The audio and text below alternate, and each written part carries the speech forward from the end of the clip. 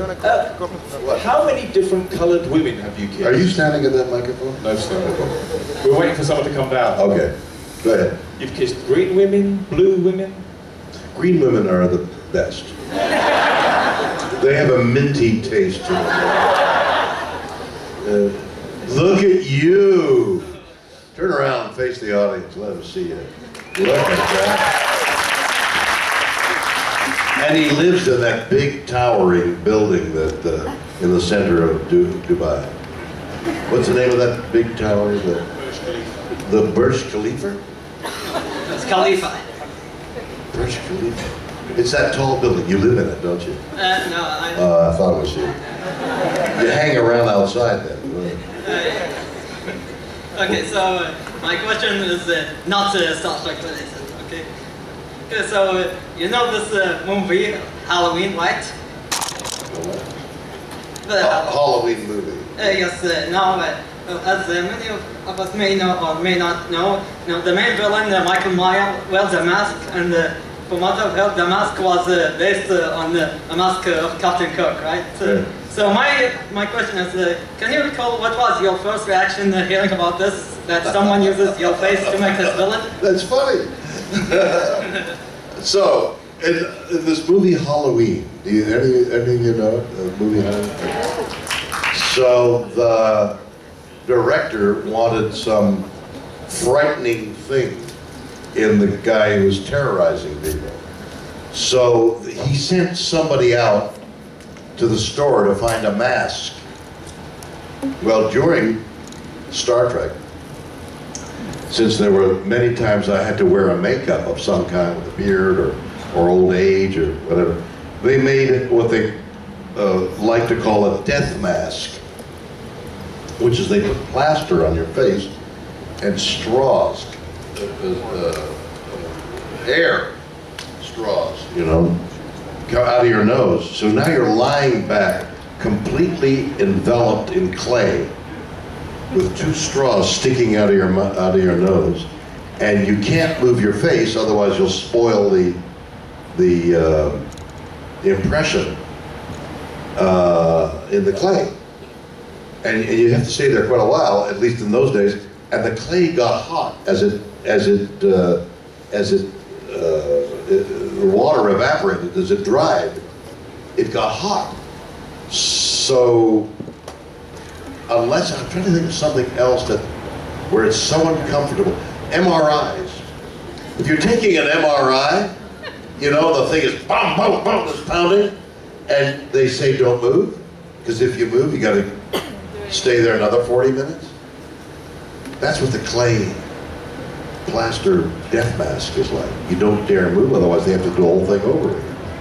So they had this death mask of me for Star Trek, in which when they needed a makeup, they'd apply it to the mask and see that it all fit, and then put it on my face. So some individual from Halloween goes down to a store, like a mask, a Halloween store. Do they have Halloween here? Really? Why? Commercialism. Oh, it's commercialism. So they bought this mask. They didn't know who it was. And it turned out to be a replica of the death mask of me. So there's this horrible guy going around killing people wearing my white mask. Is that weird? Yeah, that's the story of the death. And how did I feel about that? I was horrified. I could have played the part.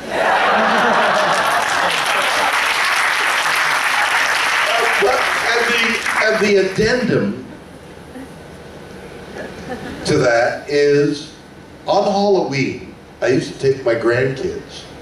Well, in those days, it was my children. I used to take my children out for trick or treat, right? And that's what Halloween is. You knock on the door, and they give you candy, or you give them a trick. So my kids would go knock on the door, and they'd ask for candy. And I'd be beside them wearing the mask. And if they didn't give the kids any candy, I'd take off the mask. And their expression was horrible. Is that funny? Okay. Okay, let's have the question. There's a tall man behind. Look at that. Do you realize that this is the members of the same race? That's incredible. You're both human beings.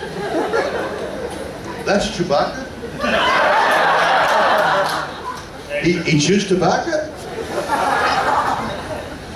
My question is, were you ever asked to be a part of the new Star Trek movies? No. Well, I told, I guess they weren't here. I told the story this morning. So this morning, I was asked the same question. I gave the answer, which I think it was Hawaii. I was doing something in Hawaii, and the phone rings, and it's J.J. Abrams, who says, and I met him, and he says, would you consider being in the next Star Trek movie? And I said, yeah, of course. And he said, okay, we're trying to think of something for you, but don't tell anybody. I said, of course, I won't tell anybody. So the next day I flew home from Hawaii, and at the airport, there's people who know you're on the airplane from somehow the airport, the airline gives them the name of their manifest, who's on board. So they pursue you with cameras. So the reporter said, we hear you're in the next Star Trek movie. This is like 12 hours. When J.J. Abrams says, don't say anything. I said, I didn't know. How do you know? Oh, we know. The director gave an interview and told us they were after you, and they even told us the scene you're in. I said, J.J. Abrams told me not to say anything. And you know the scene I'm in? So I emailed J.J. Abrams to his website. I said, I thought you told me, thanks for telling me not to say anything. It looks like your director told everybody everything. So, jokingly, Abrams wires back, we'll fire the director. They fired the director. I don't think it was a result of that. Somehow there was a, they weren't agreeing on maybe they weren't agreeing on me being in the movie, I don't know. Anyway, the director was fired. And they got another director, they got another story thing, and I think they're shooting it soon.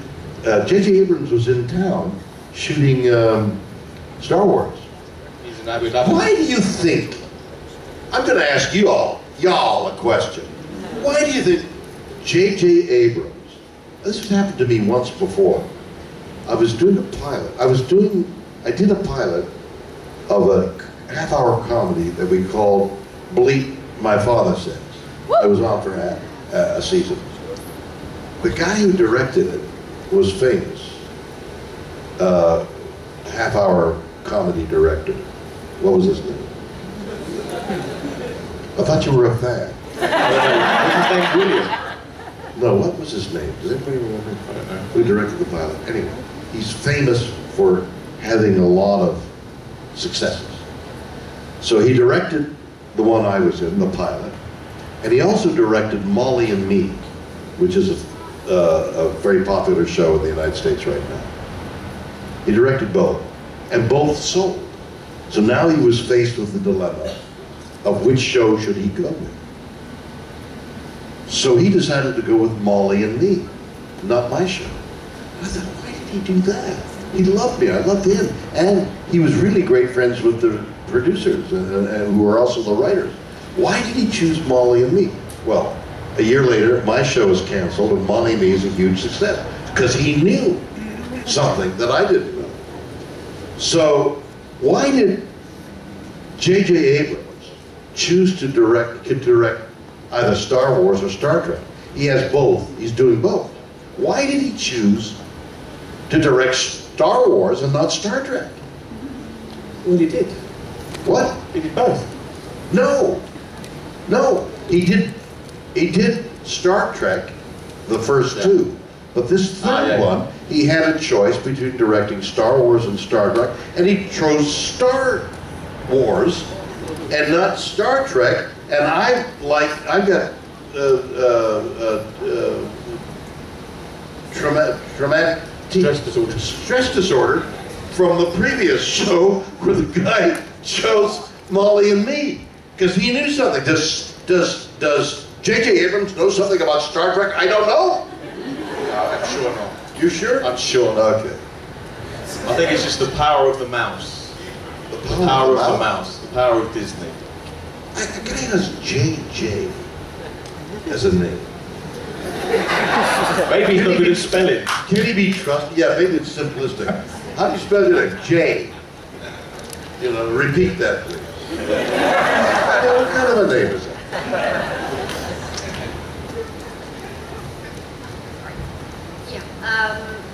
I'm just curious. I went to McGill University, and I was born and raised here. And there was. You were born and raised here, I was born and you went to McGill University, which is a university in Montreal, which is one of the maybe the best university in Canada, maybe. Maybe. Certainly for medicine. Thank you. So it's a really top university, it's like the Oxford or Cambridge of But the of weird Canada. part was, this is my question because I never understood why. There was something called the Shatner building. This I was, know. you were everything for McGill students. The building was called after your name even though you have nothing to do with it. If you Exactly, say I never gave them I never gave them a understand what's penny. Montreal? I never gave that university a penny. And they kept saying that. They tried to change the name, but they kept calling it the Shatner building. They call a building after me. They call it the Shatner building. God knows what goes on in that building. No idea why. Did you go to the building? Yes, of course. And did you do terrible things? Lunch, poutine. What? Lunch, poutine, that was it. But I was just curious, why was it that McGill and William I Shatner? What was don't the know. link? This great university named the Students' Union building after me. And I thought, well, maybe it's a ploy to make so that I would donate money. So You are a great Canadian, though. So that's a pretty simple answer. They're Canadians you or who Jim really Carrey. do something. You know, I've got, what did I do? I did a Star Trek. Star Trek. Well, maybe a little more, but There's a few bits. well, few more maybe I did a streams. great deal, but well, maybe I was like a great Canadian, but I'm only kidding. I mean, there are great Canadians. The inventor of insulin, whatever his name was Canadian. Who? What was his name? Alexander Fleming. Isn't that the stuff that comes up out of your throat? Don't listen to him. He's got a megaphone. Well, but Canadians have done a lot. I mean, sacrificed their lives in wars, and they named the building and the guild. I objected to that. Not great, eh?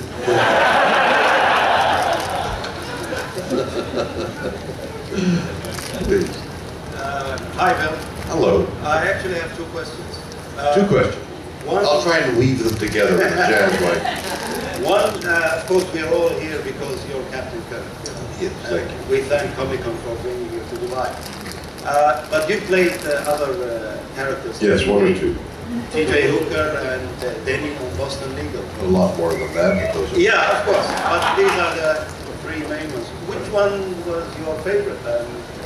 And if I can go on to my next question. Please, ask two questions at once and then run out the door.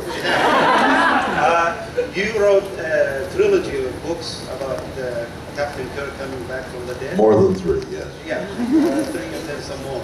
Yeah. And I read them all. That's called a quadrilogy, right? I read them all, and then Did they you really? Yeah, I did. Fantastic. And then they finished. I didn't. You had a team of husband-wife. Yes. Stevens, they write. Yes. Very then- much a biographical novel. Are there plans to write more in that series where you are back? Well, you know, I meant that sincerely. They allowed me to take Star Trek in my own direction, which the Paramount Studios grasped the concept.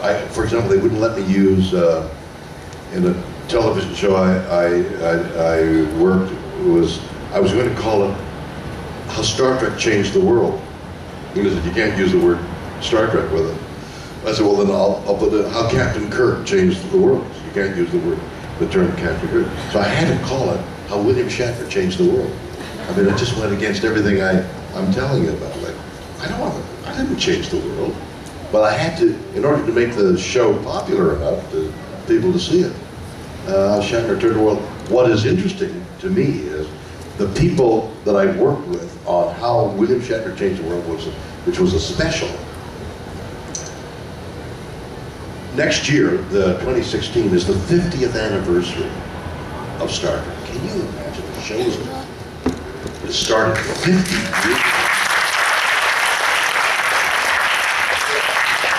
I mean, it's phenomenal. It's never, and it can't happen for another 50 years, right? I mean, if a show is popular this year, it'll take 50 years to prove that it happens again.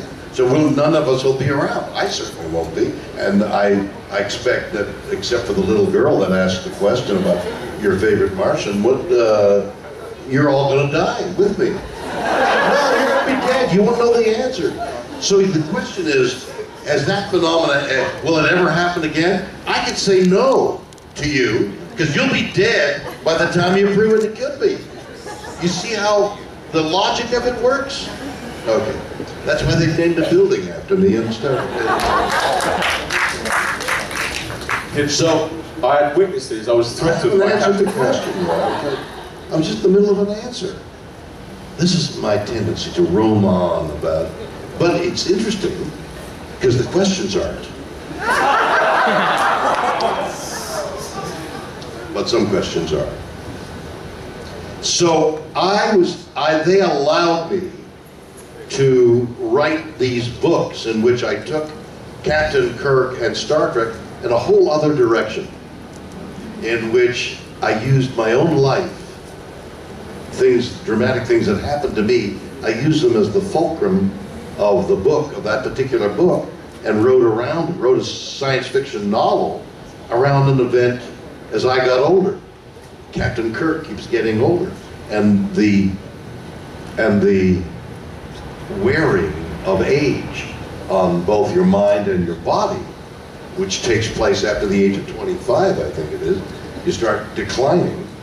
So how far does Captain Kirk go to decline so that his skills and his ability to deal with the enemy and emergencies, how far does it erode?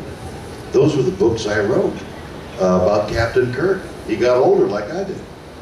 And they allowed me to do that. And then they stopped me for some reason. Maybe the books weren't selling or somehow. I've forgotten why I've stopped, or else I stopped. For some reason there aren't any more books about Captain Kirk and me. But,